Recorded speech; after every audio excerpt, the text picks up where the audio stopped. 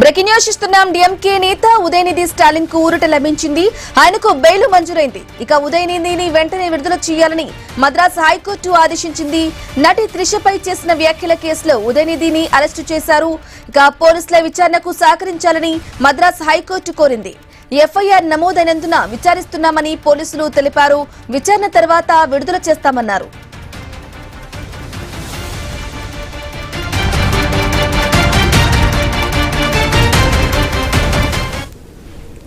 ఇక నటి త్రిషపై డిఎంకే నేత ఉదయనిధి స్టాలిన్ చేసిన వ్యాఖ్యలు తమిళనాడు రాజకీయాల్లో తీవ్ర దుమారం రేపుతున్నాయి.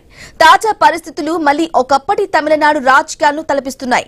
గతంలో కరుణానిధి, జయలలిత కాలం నాటి పరిస్థితులు కనిపిస్తున్నాయి. ఆ వ్యాఖ్యలను అన్ని పార్టీలు ఖండిస్తున్నాయి. ఉదయనిధిని పోలీసులు అరెస్టు చేసి తంజావూరు పోలీస్ స్టేషన్ కు తరలించడంతో తీవ్ర ఉద్రిక్త పరిస్థితులు తలెత్తాయి. డిఎంకే అణచివేత చర్యగా పేర్కొంది. మరోవైపు ఈ పరిణామాల నేపథ్యంలో చెన్నైలో ఉద్రిక్త వాతావరణం నెలకొంది. ఈ క్రమంలోనే మాజీ సీఎం ఎంకే స్టాలిన్ పార్టీ కార్యాలయానికి చేరుకుని తాజా రాజకీయ పరిణామాలను సమీక్షిస్తున్నారు.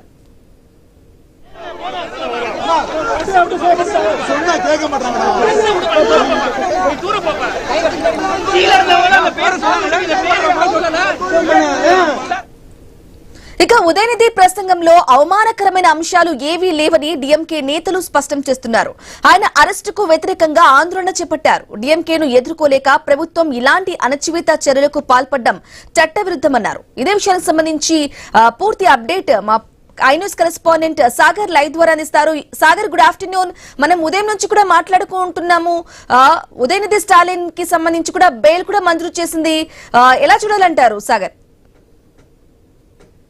ఉదయనిధి స్టాలిన్ కి భారీ ఊరట లభించిందని చెప్పొచ్చు. ఆయన్ని అరెస్టును వెంటనే కూడా ఆపేయాలని చెప్పి పోలీసు విచారణకు సహకరించాలని ఉదయనిధి స్టాలిన్ కూడా హైకోర్టు అయితే సూచన చేసింది. అంటే ఉదయనిధి స్టాలిన్ తనను అరెస్ట్ చేస్తారని ముందస్తుగానే మద్రాస్ హైకోర్టును ఆశ్రయించడం జరిగింది. అంటే ఏదైతే తంజావూరులో తాను చేసిన ప్రసంగాలకి మొత్తం కూడా అక్కడ ఒక కేసు నమోదైంది. ఈ కేసుకు సంబంధించి 6 సెక్షన్లు పోలీసులు నమోదు చేశారు. అనంతరం కూడా ఉదయనిధి స్టాలిన్ అరెస్ట్ చేసేందుకు ఈ రోజు ఉదయం నుంచి కూడా భారీగా పోలీసు బందోబస్తు నడుమ భారీగా పోలీసు బలగాలు ఉదయనిధి స్టాలిన్ ఇంటికి చేరుకున్న నేపథ్యంలో ఇప్పటికే అత్యవసర పిటిషన్ హైకోర్టులో ఆయన వేసిన నేపథ్యంలో మొత్తం కూడా దీనికి సంబంధించి విచారణ చేపట్టిన హైకోర్టు ఉదయనిధి స్టాలిన్ ఎక్కడ కూడా నేరుగా త్రిషను ప్రస్తావించలేదు, లేదంటే అనుచిత వ్యాఖ్యలు కానీ చేయలేదంటూ అంటే మొత్తానికి ఆయన అరెస్ట్ చేయొద్దంటూ పోలీసులకు ఒక కాస్ట్ని ఇచ్చింది. ఇదే సమయంలో కూడా పోలీసులు ఎఫ్ఐఆర్ నమోదు చేశారు కాబట్టి పోలీసులకి విచారణకు మొత్తం కూడా అనుకూలంగా విచారణకి హాజరవని చెప్పి ఉదయనిధి స్టాలిన్ అయితే చెప్పడం జరిగింది. సో ఈ నేపథ్యంలో చెన్నైలో ఉదయనిధి స్టాలిన్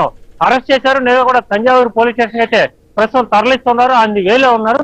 సో మొత్తానికి అయితే అంటే ఎంతసేపు పోలీసు విచారణ జరగనుంది. ఈ విచారణలో పోలీసులు ఎలాంటి ప్రశ్నలు ఉదయనిధి స్టాలిన్ వేయనున్నారు, ఆయన ఎలాంటి సమాధానం చెప్పనున్నారు అని కూడా కొంత తెలియాల్సి ఉంది. అంటే ఎన్ని జరగాల్సి ఉంటుంది, మనకి సమాచారం తెలియాల్సి ఉంది. మొత్తం మీద చూసుకుంటే ఉదయనిధి స్టాలిన్ అరెస్ట్ తర్వాత తమిళనాడులో ఒక్కసారిగా రాజకీయంగా హైటెన్షన్ నెలకొంది. దీనికి సంబంధించి మాజీ సీఎం ఉదయనిధి స్టాలిన్ తండ్రి స్టాలిన్ కూడా ఎంకే స్టాలిన్ నేరుగా కూడా పార్టీ కేంద్ర కార్యాలయాన్ని చేరుకున్నారు. రేపు అసెంబ్లీ సమావేశాలు ఉన్నాయి.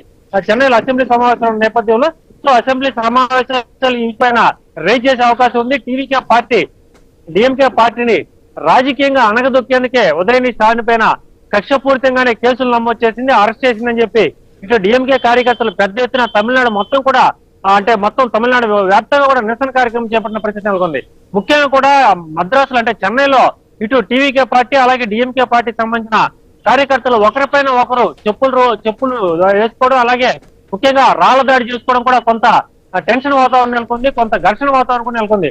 ఈ నేపథ్యంలో తమిళనాడు వ్యాప్తంగా పోలీసులు పటిష్ట బందోబస్తు ఏర్పాట్లు అయితే చేశారు. ఎక్కడా కూడా పరిస్థితులు చేయి దాటుకోకుండా ఉండేందుకు తమ శాయశక్తులుగా ప్రయత్నిస్తారు.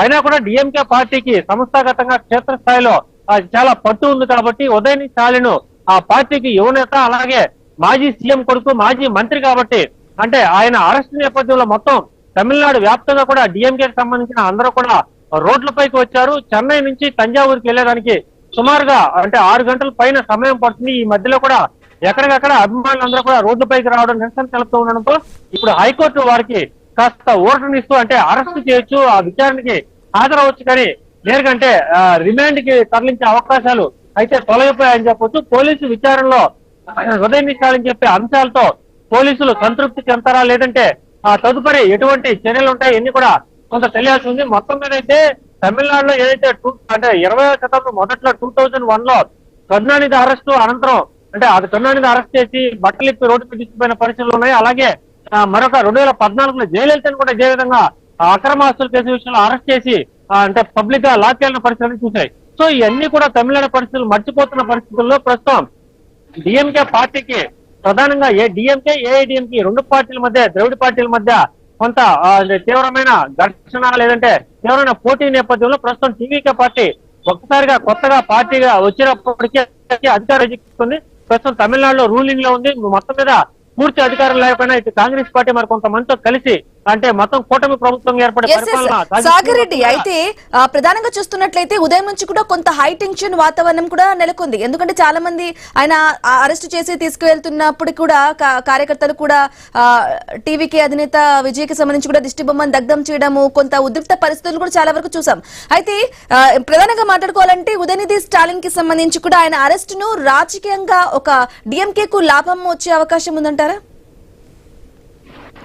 ఖచ్చితంగా డిఎంకేకి లాభం నష్టం ఇప్పుడు చెప్పలేము. ఎందుకంటే వెంటనే కూడా ఇప్పుడు ఎన్నికలు లేవు. ఇప్పుడు ప్రజెంట్ అయితే ఇటీవలే అసెంబ్లీ ఎన్నికలు జరిగాయి. ప్రస్తుతం అయితే ఎన్నికలు అయ్యి దగ్గర లేవు కాబట్టి పార్టీకి కేవలం ఒక అటెన్షన్ లో ఉండాలి, ఎప్పుడు కూడా మీడియా హైప్ రావాలి అని చెప్పి ఉదయనిధి స్టాలిన్ మాట్లాడుతూ ఉంటాడు. గతంలో సనాతన ధర్మం మీద కావచ్చు లేదంటే హిందూ ధర్మం మీద మాట్లాడిన పరిస్థితులు కూడా మనం చూసాం. ఇప్పుడు అనుకోని పరిస్థితుల్లో ఇటు కావేరీ జలాలు అంటే కావేరీ జలాలు అంటే చాలా ఇంపార్టెంట్ తమిళనాడుకి. తమిళనాడు కర్ణాటక మధ్య ఎప్పుడు వివాదం నడుస్తూ ఉంటే ఈ వివాదంలో రైతులకు అండగా ఉండేందుకు తంజావూరు వెళ్లారు ఉదయనిధి స్టాలిన్. ఆ తంజావూరులో కావేరీ జలాల గురించి మాట్లాడే పరిస్థితుల్లో నటి త్రిషాను అంటే డబుల్ మీనింగ్ వ్యాఖ్యలు వచ్చేటట్టు ఉద్దేశిస్తూ మాట్లాడే నేరుగా పేరు ప్రస్తావించలేదు కాబట్టి ప్రస్తుతం ఈ వ్యాఖ్యలతో టీవీకే పార్టీ కానీ లేదంటే మహిళలు కానీ పెద్ద ఎత్తున నిరసన కార్యక్రమాలు చేపట్టారు. వాస్తవానికి అయితే స్టాలిన్ పూర్తిగా కూడా పార్టీ పగ్గాలు ప్రస్తుతం తీసుకున్నప్పటికీ భవిష్యత్తులో ఉదయనిధి స్టాలిన్ డిఎంకే పార్టీకి నాయకుడే అవకాశాలు ఎక్కువ ఉన్నాయి కాబట్టి మీడియా అటెన్షన్ కోసం లేదంటే రాజకీయ లబ్ధి కోసం అప్పుడప్పుడు ఇలాంటి వ్యాఖ్యలు చేస్తున్న అపోహ కూడా ఉదయనిధి స్టాలిన్ మీద కాబట్టి డిఎంకే పార్టీకి ఇది పెద్ద లాభం నష్టం కాకపోయినా అంటే మహిళల మీద ఇప్పటికీ దేశవ్యాప్తంగా కూడా మహిళల పట్ల ఎక్కడ కూడా అసభ్యంగా మాట్లాడకూడదు, ఇటు కేంద్రంలో కూడా మహిళా బిల్లులు తీసుకురావాలి అని చెప్పి మహిళలకు అధిక ప్రాధాన్యత ఇస్తున్న నేపథ్యంలో నటి త్రిష ఆల్రెడీ ఒక పాపులర్ నటి సౌత్ ఇండియాలోనే నంబర్ 1 గా కొనసాగుతున్నారు. టీవీకే పార్టీ గెలుపులో అంటే ప్రధానంగా ఆమె కూడా ర్యాలీలో పాల్గొన్నారు, పర్యటనలో పాల్గొన్నారు కాబట్టి ఆమె ఒక పాపులర్ నటి, ప్రజలందరికీ తెలుసుకున్న నటి కాబట్టి ఆమెను ఉద్దేశించి మాట్లాడితే అక్కడ ఒక హైప్ వస్తుంది కాబట్టి అంటే నేరుగా డైరెక్ట్ గా మాట్లాడకపోయినా ఇండైరెక్ట్ గా మాట్లాడారు కాబట్టి సో ఇదంతా డిఎంకే పార్టీకి ఉదయనిధి స్టాలిన్ కి అంటే భవిష్యత్తులో కొంత అంటే మహిళల పట్ల కొంత వ్యతిరేకత వచ్చే అవకాశం ఉంది కాబట్టి డిఎంకే పార్టీకి ఇది ఎట్టి పరిస్థితుల్లో ప్లస్ కాదు, ఇది ఖచ్చితంగా మైనస్ అని చెప్పాలి. సరే మరి ఉదయనిధి స్టాలిన్ ఖచ్చితంగా నోరు అదుపులో పెట్టుకుని మాట్లాడుతూ ఇప్పటికే తమిళనాడు సమితి అనేక మంది కూడా చెప్తున్న పరిస్థితి మనం చూస్తూ ఉన్నాం ఇక్కడ తమిళనాడు వ్యాప్తంగా. Right Sagar Reddy, thank you for the updates.